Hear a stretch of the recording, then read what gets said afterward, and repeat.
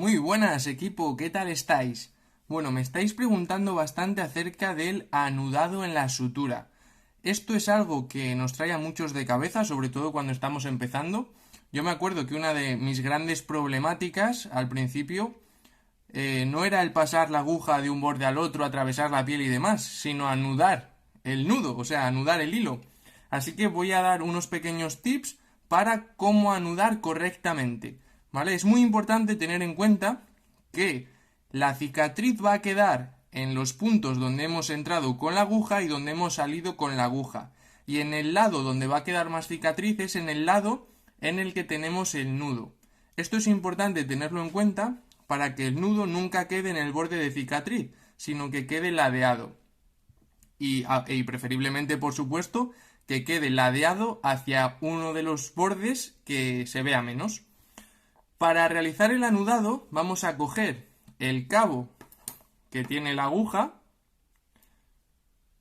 Si estamos con seda vamos a dar, esto es una referencia, para que tengáis de referencia. Vamos a dar 2 vueltas alrededor del porta y vamos a coger el cabo por donde hemos empezado.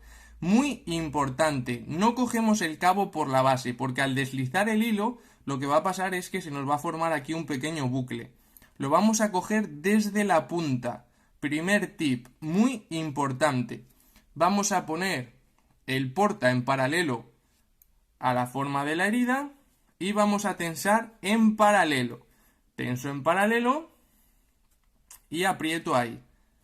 No tenso cruzado, ¿vale? Tenso siempre en paralelo. ¿Para qué? Para que el nudo anude bien y me quede siempre en el mismo lado. Bien, ya lo tengo ahí anudadito.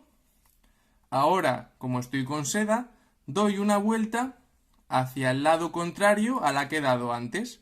Vuelvo a coger la punta del cabo contrario y vuelvo a deslizar para anudar.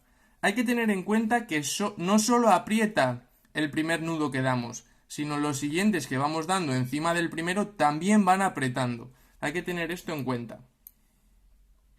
Y ahora nuevamente doy una vuelta para el primer lado que había empezado y vuelvo a tensar.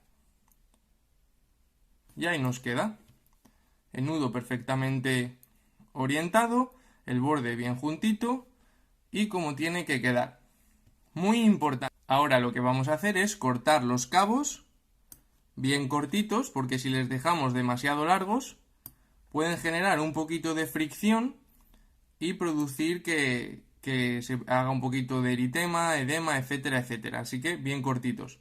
Cortitos de tal manera que nos permita tirar luego para retirarlo, pero tenderá a dejarles cortitos.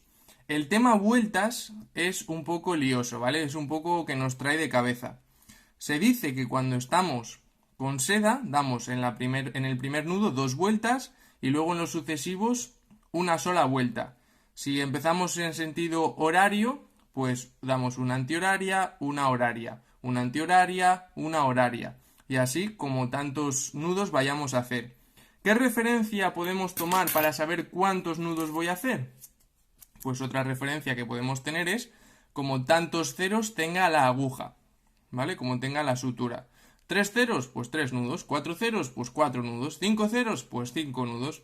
Así que otro tip bastante interesante.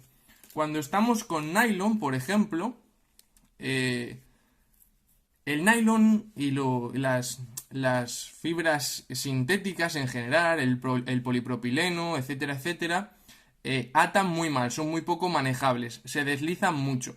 Entonces se suele recomendar la primera vuelta dar 3, anudar y luego en las sucesivas dar 2. Igual, horario, antihorario, como tantos nudos vayamos a hacer.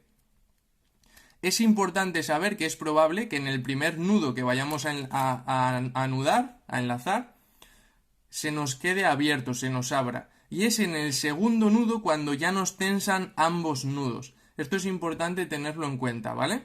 Así que nada, como ya sabéis, dentro de poquito vamos a hacer una masterclass gratis, así que os invito a todos a uniros al grupo de Telegram ahí en mi perfil. Y nos vemos muy prontito. Espero que os sirva. Un abrazo muy grande.